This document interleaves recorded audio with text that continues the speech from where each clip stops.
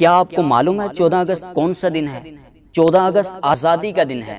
سب جانتے ہیں پاکستان کو بنے ہوئے آج 75 سال ہو چکے ہیں۔ یہ وہ دن ہے جس دن مسلمانوں نے آزادی حاصل کرنے کے لیے اپنی جانوں کا نذرانہ دیا تھا۔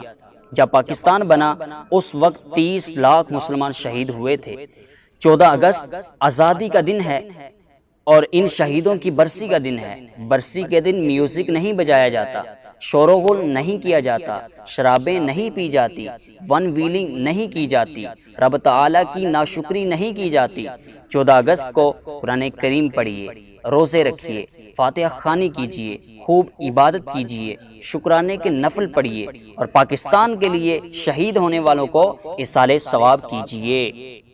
پاکستان کا مطلب کیا؟ لا الہ الا اللہ۔ کون ہمارے رہنما؟ محمد الرسول اللہ۔ پاکستان زندہ باد، آزادی پائندہ باد، پاکستان زندہ باد۔